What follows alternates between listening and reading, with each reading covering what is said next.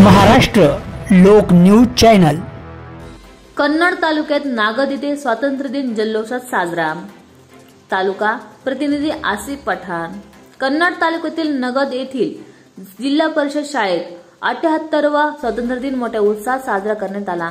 पहाटे शाळा परिसरात विद्यार्थ्यांनी देशभक्तीपर घोषणांनी वातावरण भारावून टाकले।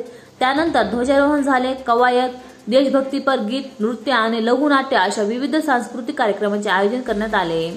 या कार्यक्रमात सरपंच नानाभाऊ आहिरे, माजी सरपंच राजधर भाऊ आहिरे, समस्त ग्रामपंचायत सदस्य, गावातील मान्यवर पुढारी मंडळी तसेच संपूर्ण शालेय कर्मचारी वर्ग आणि गावकरी मोठ्या संख्येने उपस्थित होते। वक्त्यांनी आपल्या भाषणातून स्वातंत्र्य सैनिकांच्या बलिदानाची आठवण करून देत देशभक्ती, एकता आणि शिक्षणाचे महत्त्व अधोरेखित केले।